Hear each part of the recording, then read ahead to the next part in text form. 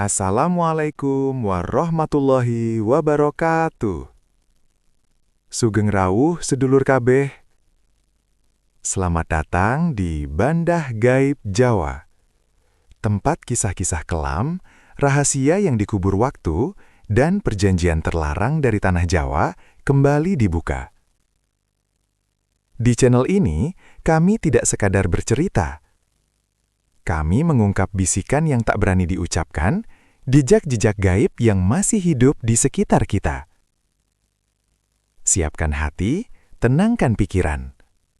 Karena malam ini, tidak semua yang diceritakan ingin ditemukan kembali. Selamat menyimak. Kota Cibungur bukan kota besar. Jalannya sempit, rumah-rumah berdempetan, dan hidup warganya berputar di pasar, sawah, serta satu bangunan yang paling dikenal semua orang, pabrik kerupuk kulit Pak Haji Ajis. Pabrik itu berdiri di ujung kota, dekat sungai kecil yang airnya keruh. Dari pagi hingga malam, asap putih keabu-abuan selalu mengepul dari cerobongnya. Bau gurih kerupuk kulit yang digoreng menyebar kemana-mana, membuat perut lapar siapa saja yang lewat. Tak heran, pabrik itu jadi sumber penghidupan utama warga sekitar. Pemiliknya, Pak Haji Ajis, adalah sosok yang sangat dihormati. Ia selalu mengenakan peci hitam dan baju koko putih bersih.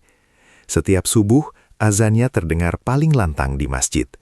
Ia sering menyumbang untuk pembangunan musola, membantu warga yang kesusahan, dan tak pernah menolak jika diminta nasihat. Orangnya baik, gak pernah pelit, begitu kata orang-orang. Tapi di balik pujian itu, ada bisik-bisik yang jarang diucapkan terang-terangan. Beberapa warga mengaku, setiap malam Jumat, bau pabrik berubah. Bukan lagi bau gurih, melainkan bau amis menusuk, seperti darah mentah. Ada juga cerita tentang karyawan lama yang tak bertahan lama. Masuk sehat, keluar pucat. Ada yang berhenti tanpa alasan jelas, ada yang menghilang begitu saja. Namun semua itu selalu ditutup dengan kalimat yang sama. Ah, cuma gosip, namanya juga pabrik besar. Hari itu, Raka tiba di Cibungur dengan tas ransel lusuh di punggungnya. Ia pendatang, baru saja di PHK dari kota sebelumnya. Uang di dompetnya tinggal cukup untuk beberapa hari. Saat melihat papan pengumuman lowongan kerja di depan pabrik kerupuk kulit, ia merasa seperti diberi harapan terakhir. Tanpa banyak tanya, Raka mendaftar.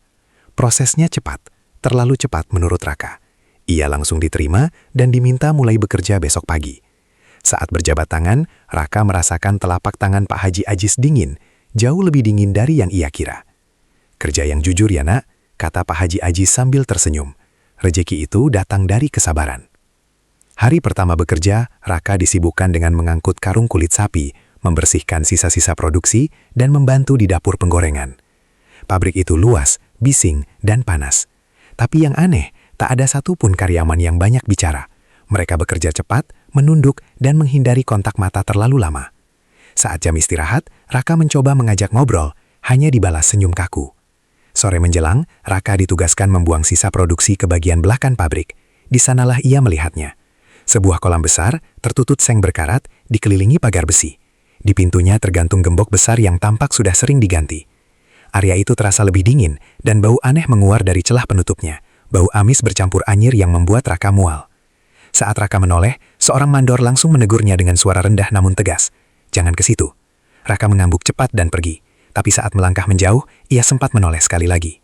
Asap dari pabrik tetap mengepul ke langit senja. Dan entah kenapa, Raka merasa kolam itu seperti sedang menatap balik ke arahnya. Kota Cibungur bukan kota besar. Jalannya sempit, rumah-rumah berdempetan, dan hidup warganya berputar di pasar, sawah, serta satu bangunan yang paling dikenal semua orang. Pabrik kerupuk kulit Pak Haji Ajis. Pabrik itu berdiri di ujung kota, dekat sungai kecil yang airnya keruh. Dari pagi hingga malam, asap putih keabu-abuan selalu mengepul dari cerobongnya. Bau gurih kerupuk kulit yang digoreng menyebar kemana-mana, membuat perut lapar siapa saja yang lewat. Tak heran, pabrik itu jadi sumber penghidupan utama warga sekitar. Pemiliknya, Pak Haji Ajis, adalah sosok yang sangat dihormati. Ia selalu mengenakan peci hitam dan baju koko putih bersih. Setiap subuh, azannya terdengar paling lantang di masjid. Ia sering menyumbang untuk pembangunan musola, membantu warga yang kesusahan, dan tak pernah menolak jika diminta nasihat. Orangnya baik, nggak pernah pelit, begitu kata orang-orang. Tapi di balik pujian itu, ada bisik-bisik yang jarang diucapkan terang-terangan. Beberapa warga mengaku setiap malam Jumat bau pabrik berubah. Bukan lagi bau gurih, melainkan bau amis menusuk, seperti darah mentah. Ada juga cerita tentang karyawan lama yang tak bertahan lama. Masuk sehat, keluar pucat. Ada yang berhenti tanpa alasan jelas, ada yang menghilang begitu saja. Namun semua itu selalu ditutup dengan kalimat yang sama. Ah, cuma gosip, namanya juga pabrik besar. Hari itu, Raka tiba di Cibungur dengan tas ransel lusuh di punggungnya. Ia pendatang, baru saja di PHK dari kota sebelumnya. Uang di dompetnya tinggal cukup untuk beberapa hari. Saat melihat papan pengumuman lowongan kerja di depan pabrik kerupuk kulit, ia merasa seperti diberi harapan terakhir. Tanpa banyak tanya, Raka mendaftar. Prosesnya cepat, terlalu cepat menurut Raka. Ia langsung diterima dan diminta mulai bekerja besok pagi. Saat berjabat tangan, Raka merasakan telapak tangan Pak Haji Ajis dingin, jauh lebih dingin dari yang ia kira. Kerja yang jujur ya nak, kata Pak Haji Ajis sambil tersenyum. Rezeki itu datang dari kesabaran. Hari pertama bekerja, Raka disibukkan dengan mengangkut karung kulit sapi, membersihkan sisa-sisa produksi, dan membantu di dapur penggorengan. Pabrik itu luas, bising, dan panas. Tapi yang aneh, tak ada satupun karyawan yang banyak bicara. Mereka bekerja cepat, menunduk, dan menghindari kontak mata terlalu lama. Saat jam istirahat, Raka mencoba mengajak ngobrol. Hanya dibalas senyum kaku. Sore menjelang, Raka ditugaskan membuang sisa produksi ke bagian belakang pabrik. Di sanalah ia melihatnya. Sebuah kolam besar, tertutup seng berkarat, dikelilingi pagar besi. Di pintunya tergantung gembok besar yang tampak sudah sering diganti. Area itu terasa lebih dingin dan bau aneh menguar dari celah penutupnya. Bau amis bercampur anyir yang membuat Raka mual. Saat Raka menoleh, seorang mandur langsung menegurnya dengan suara rendah namun tegas. Jangan ke situ. Raka mengangguk cepat dan pergi. Tapi saat melangkah menjauh, ia sempat menoleh sekali lagi. Asap dari pabrik tetap mengepul ke langit senja. Dan entah kenapa, Raka merasa kolam itu seperti sedang menatap balik ke arahnya. Peringatan karyawan tua itu terus terngiang di kepala Raka, tapi kebutuhan seringkali lebih keras daripada rasa takut. Beberapa hari setelah malam Jumat itu, pesanan kerupuk melonjak drastis. Mandor meminta beberapa orang tinggal lebih lama. Raka berniat pulang cepat, namun satu persatu rekannya pamit, hingga tanpa sadar ia menjadi orang terakhir di pabrik. Saat ia menyadarinya, langit sudah gelap. Jam dinding menunjukkan hampir pukul 11 malam. Aku beresin sedikit lagi, terus pulang, gumam Raka pada dirinya sendiri. Pabrik terasa berbeda saat sepi.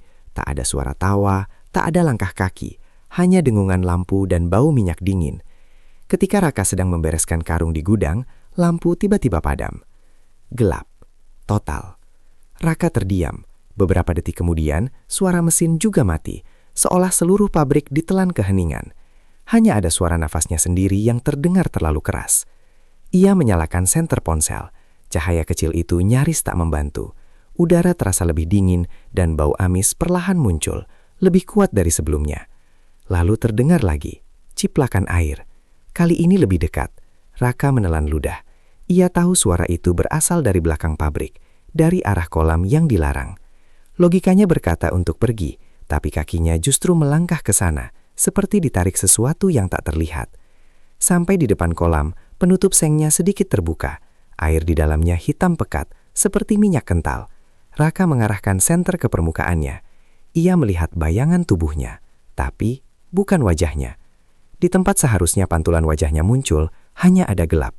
Kosong, seolah air itu menolak mengenalinya. Raka mendekatkan wajahnya, jantungnya nyaris meloncat keluar. Tiba-tiba air bergelombang. Dari dalam kolam, muncul bayangan tinggi dan kurus. Tidak jelas bentuknya, tapi Raka bisa melihat tekstur kulitnya. Pucat, kasar, seperti kulit mentah yang belum digoreng. Bau busuk langsung menghantam hidungnya. Sesuatu itu bergerak perlahan, dan tanpa membuka mulut, suara terdengar langsung di kepala Raka. Masih kurang. Raka tersentak mundur, kakinya terpeleset, tubuhnya jatuh ke lantai beton. Saat ia bangkit, penutup kolam sudah tertutup rapat. Lampu mendadak menyala kembali, terang seperti tak pernah mati. Tak ada siapa-siapa, tak ada suara, hanya Raka yang gemetar, berkeringat dingin, dan hampir muntah di tempat. Ia pulang malam itu tanpa pamit siapapun. Sejak kejadian itu, tidur Raka tak pernah tenang. Setiap malam, ia bermimpi berada di kolam hitam. Ia melihat kulit-kulit mengambang, mendengar air mendidih, dan merasakan sesuatu mengelupas dari tubuhnya sendiri. Dalam mimpi terakhirnya, ia melihat wajahnya sendiri, terbuat dari kulit yang kering dan retak, seperti kerupuk yang siap digoreng. Raka terbangun sambil berteriak, dan sejak malam itu, ia tahu satu hal dengan pasti. Kolam itu bukan sekedar tempat limbah, ia adalah mulut yang sedang menunggu. Sejak malam di kolam itu, Raka bekerja dengan perasaan was-was. Setiap langkah di pabrik terasa diawasi. Asap yang dulu hanya mengganggu, kini terasa menekan dada. Bau amis tak lagi muncul hanya di malam Jumat, tapi kadang tercium bahkan di siang hari. Perubahan paling terasa ada pada orang-orangnya. Beberapa karyawan mulai sering izin sakit. Wajah mereka pucat, mata cekung, tubuh kurus seolah terkikis sedikit demi sedikit. Ada yang pingsan saat bekerja, ada yang tiba-tiba berhenti tanpa pamit. Nama-nama itu perlahan menghilang dari daftar absensi. Tidak ada perpisahan. Tidak ada kabar lanjutan. Dipindah ke bagian lain, kata mandor setiap kali ditanya. Tapi nada suaranya makin ragu, seperti mengulang kebohongan yang sudah terlalu sering ia ucapkan. Raka mulai memperhatikan hal-hal kecil. Karung-karung kulit yang datang belakangan ini berbeda. Teksturnya lebih tebal, baunya lebih menyengat. Saat tak sengaja menyentuhnya, Raka merinding. Kulit itu terasa terlalu hangat, seperti baru dilepas dari tubuh hidup. Suatu sore saat membantu di dapur produksi, Raka melihat sesuatu yang membuat lututnya lemas. Di antara tumpukan kulit sapi, ada lembaran kulit dengan bentuk aneh. Terlalu sempit, terlalu panjang. Dan di salah satu sisinya, terlihat samar bekas seperti garis jari. Raka muntah di tempat. Malamnya ia memperhatikan kerupuk kulit yang sudah jadi. Warnanya lebih cerah, teksturnya lebih renyah, dan rasanya menurut para pembeli lebih gurih dari sebelumnya. Tapi bagi Raka, setiap gigitan kerupuk itu terasa seperti mengunyah sesuatu yang tidak seharusnya dimakan manusia. Sementara itu Pak Haji Ajis berubah. Ia masih datang ke masjid, masih tersenyum di depan warga. Tapi tubuhnya makin kurus, tangannya sering gemetar.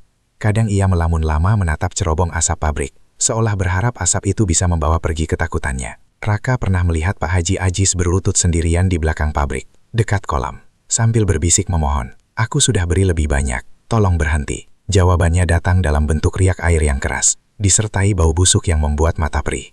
"Belum cukup."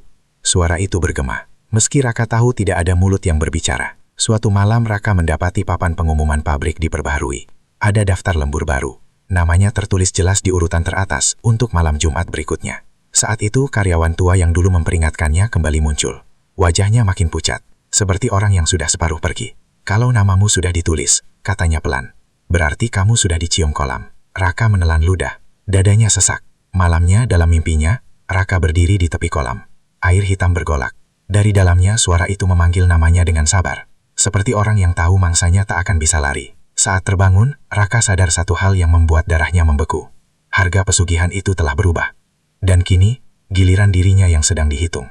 Jauh sebelum pabrik itu berdiri megah dan asapnya tak pernah padam, Ajis hanyalah pedagang kecil kerupuk kulit di pasar Cibungur. Ia mendorong gerobak tua, berjualan dari pagi sampai siang, lalu pulang dengan sisa dagangan yang tak selalu habis. Saat itu hidupnya pas-pasan, tapi hatinya masih tenang. Namun semuanya berubah ketika harga bahan baku melonjak dan saingan berdatangan. Usahanya perlahan runtuh, utang menumpuk, gerobaknya disita, rumahnya nyaris dijual. Malam-malam Ajis diisi dengan duduk termenung di sudut rumah, memandangi anak dan istrinya yang tertidur tanpa tahu apa yang akan mereka makan esok hari. Pada suatu malam Jumat, saat hujan turun tanpa henti, Ajis duduk sendirian di masjid setelah sholat Isya. Disitulah orang itu datang. Ia tua, pakaiannya kusam, matanya tajam dan terlalu tenang. Ia duduk di samping Ajis tanpa diminta. "Kamu bekerja keras," katanya pelan. "Tapi kerja keras saja tidak cukup." Ajis ingin mengusirnya, tapi entah kenapa lidahnya keluh. Orang itu lalu menyebut sebuah tempat, kolam tua di tanah kosong pinggir sungai, tempat yang konon sudah ada sebelum Cibungur berdiri.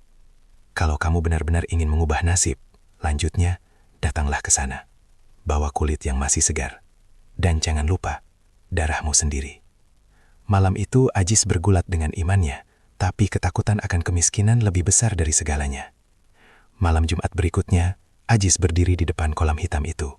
Airnya tenang, terlalu tenang.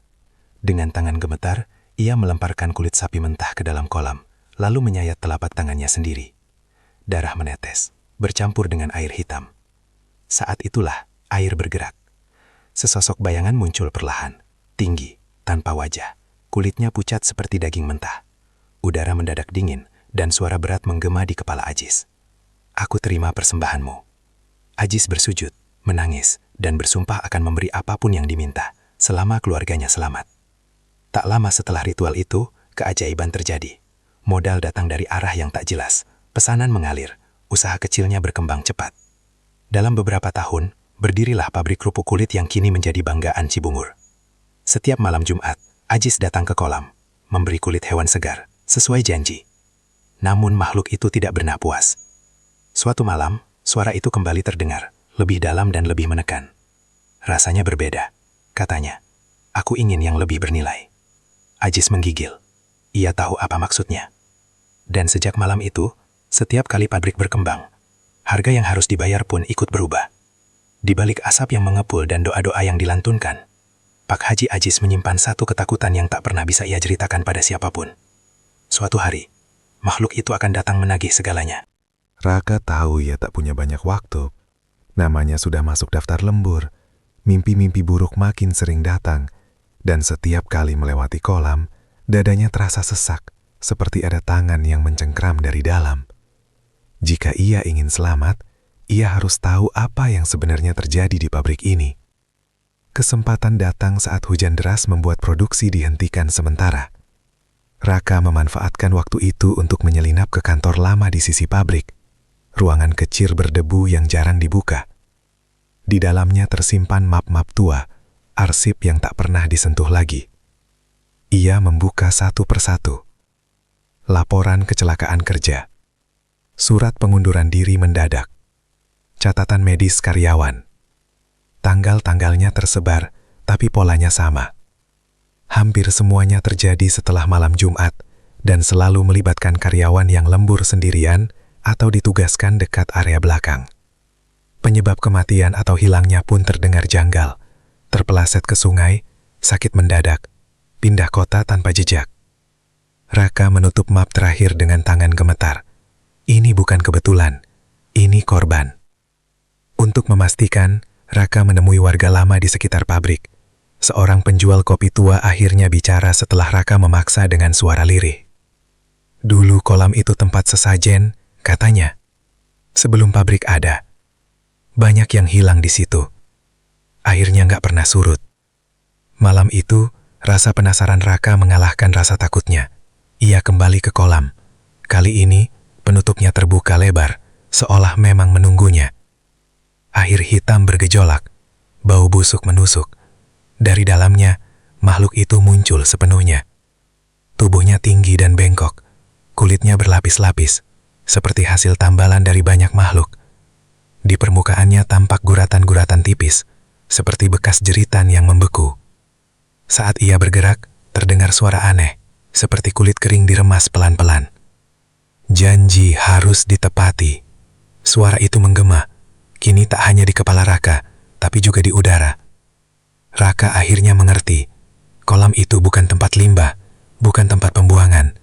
Itu adalah gerbang, tempat perjanjian dibuat, tempat utang ditagih. Makhluk itu hidup dari persembahan, dan semakin lama, ia menginginkan sesuatu yang lebih bernilai, bukan lagi kulit hewan, tapi manusia. Rasa takut, penyesalan, nyawa. Dari balik bayangan, Pak Haji Ajis muncul. Wajahnya hancur oleh tangis dan ketakutan. "Aku nggak bisa berhenti," katanya gemetar. "Kalau ritual besar itu tidak dilakukan, semuanya akan diambil." Raka menatap kolam yang bergolak semakin liar. Ia sadar, ritual itu bukan hanya untuk mempertahankan pabrik, tapi untuk menyelesaikan utang terakhir. Dan ritual itu akan dilakukan malam Jumat Kliwon berikutnya, dengan jumlah korban yang jauh lebih besar. Saat Raka melangkah mundur, suara makhluk itu kembali terdengar, lebih puas dari sebelumnya. Siapkan kulit terbaikmu. Raka tahu, waktu hampir habis. Malam Jumat Kliwon datang bersama hujan deras yang turun tanpa jeda. Seolah langit ikut menutup mata dari apa yang akan terjadi. Air menggenang di halaman pabrik. Petir menyambar, menerangi cerobong yang menghitam seperti tulang terbakar. Pintu pabrik dikunci dari dalam. Tak ada karyawan yang pulang malam itu, kecuali mereka yang namanya tertera di daftar lembur. Raka berdiri di antara mereka. Jantung yang berdetak terlalu cepat. Wajah-wajah di sekelilingnya pucat. Mata kosong. Seolah mereka sudah tahu akhir apa yang menunggu. Pak Haji Ajis berdiri di tengah ruangan produksi. Tidak lagi memakai baju koko putih, melainkan kemeja kusam yang basah oleh keringat dan hujan. Tangannya gemetar saat ia mengangkat suara. Kalian pulang saja, katanya terbata. Ritual ini harusnya berhenti malam ini. Belum sempat ada yang bergerak. Lampu padam serentak. Suara gemuruh datang dari belakang pabrik. Bukan petir, melainkan air kolam yang mendidih dan meluap. Bau busuk memenuhi udara, jauh lebih pekat dari sebelumnya. Dari celah-celah lantai, air hitam merembes masuk, membawa serpihan kulit mentah yang masih hangat. Dinding pabrik bergetar. Dari kegelapan, makhluk itu muncul. Kini wujudnya tak lagi samar. Tubuhnya raksasa, menjulang hingga hampir menyentuh atap. Kulitnya berlapis-lapis, seperti hasil tambalan dari banyak tubuh. Di setiap lipatannya, terlihat wajah-wajah samar yang membeku dalam jeritan tanpa suara. Kau ingin berhenti? Suara itu menggema, membuat mesin-mesin berderit sendiri. Utangmu belum lunas. Pak Haji Ajis berlutut, menangis, mencium lantai yang sudah bercampur air hitam. Aku sudah beri segalanya, isaknya. Ambil aku saja, lepaskan mereka. Makhluk itu tertawa, suara seperti kulit kering disobek berlahan. Aku tidak lagi memilih satu, aku mengambil semuanya. Kolam di belakang meledak, air hitam menyembur masuk, menyeret apa saja yang dilewatinya. Pabrik berubah seperti rumah jagal. Karung-karung kulit terbuka, isinya tumpah. Suara jeritan menggema, entah dari manusia atau dari kulit-kulit yang bergerak sendiri. Beberapa karyawan terseret air dan hilang ke arah kolam. Tak ada darah yang mengalir, hanya suara basah dan bunyi retakan tulang yang tertelan hujan. Raka berdiri terpaku.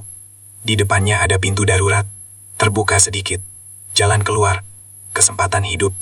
Di belakangnya, Pak Haji Ajis menoleh ke arahnya dengan mata penuh penyesalan. Kalau perjanjian ini diputus, teriak Ajis di tengah kekacauan. Gerbang itu harus ditutup. Dari dalam, Raka mengerti. Kolam itu bukan hanya pintu masuk makhluk itu, tapi juga penjara. Dan seseorang harus tinggal untuk menguncinya. Air sudah setinggi lutut. Bau busuk menusuk paru-paru. Makhluk itu bergerak mendekat. Merasakan keraguan Raka seperti mencium darah segar. Untuk sesaat, dunia berhenti. Lalu Raka melangkah. Bukan ke arah pintu, tapi ke arah kolam yang mengamuk. Di belakangnya, pabrik terus runtuh, dan hujan turun semakin deras. Seolah malam itu memang diciptakan untuk menghapus segalanya. Subuh datang tanpa azan dari pabrik. Hujan berhenti menjelang fajar, menyisakan kabut tipis yang menggantung di atas Cibungur. Warga terbangun oleh bau hangus yang menyebar perlahan. Bau kayu terbakar bercampur sesuatu yang lebih amis. Dari kejauhan, mereka melihat pabrik kerupuk kulit Pak Haji Ajis berdiri hitam dan gosong, seperti bangkai raksasa yang ditinggalkan. Tak ada ledakan besar malam itu. Tak ada jeritan yang tercatat. Hanya api yang entah sejak kapan menyala, melahap bangunan dari dalam, lalu padam sendiri menjelang pagi. Saat polisi dan warga mendekat, pintu pabrik terkunci dari dalam.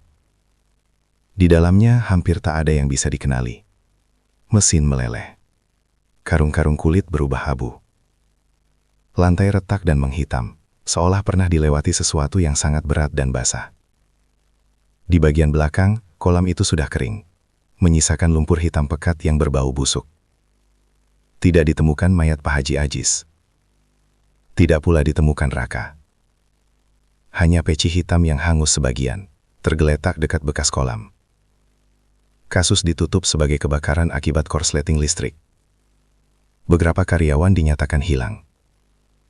Warga Cibungur diminta melanjutkan hidup. Dan seperti biasa, mereka menurut.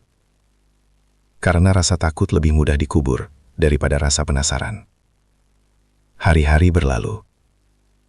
Pabrik itu ditinggalkan. Rumput liar tumbuh di sekelilingnya. Anak-anak dilarang mendekat.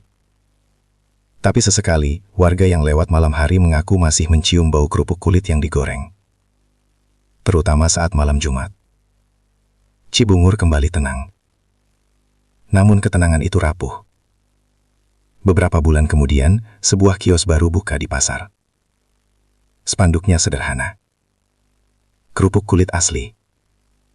Resep turun-temurun. Orangnya pendatang. Ramah. Rajin ke masjid. Cepat dikenal warga. Kerupuknya renyah. Gurih. Dan menurut banyak orang, rasanya persis seperti kerupuk kulit Pak Haji Ajis dulu.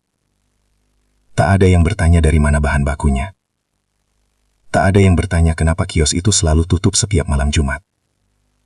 Dan jauh di bawah tanah. Di tempat yang tak lagi disebut kolam. Sesuatu bergerak pelan. Menunggu janji berikutnya ditepati. Karena di Cibungur, seperti di banyak tempat lain, pesugihan tak pernah benar-benar berakhir. Ia hanya berpindah tangan. Dan dari kisah pesugihan pabrik kerupuk kulit Pak Haji Ajis, kita belajar satu hal. Tidak semua rezeki datang tanpa harga, dan tidak semua harga bisa dibayar tanpa meninggalkan darah dan penyesalan. Jika suatu hari kalian mencium bau kerupuk kulit yang terlalu gurih di malam Jumat, atau melihat usaha yang tiba-tiba maju tanpa sebab yang jelas, mungkin ada perjanjian lama yang sedang diperpanjang. Terima kasih sudah menyimak kisah ini di Banda Gaib Jawa. Jika kalian menyukai cerita horor dan kisah-kisah gaib dari Tanah Jawa, jangan lupa like untuk mendukung channel ini. Subscribe agar tidak ketinggalan kisah selanjutnya, dan tuliskan komentar. Menurut kalian, apakah Raka benar-benar mengakhiri perjanjian itu, atau hanya menjadi bagian dari siklus berikutnya? Sampai jumpa di cerita selanjutnya. Ingat, tidak semua yang berakhir benar.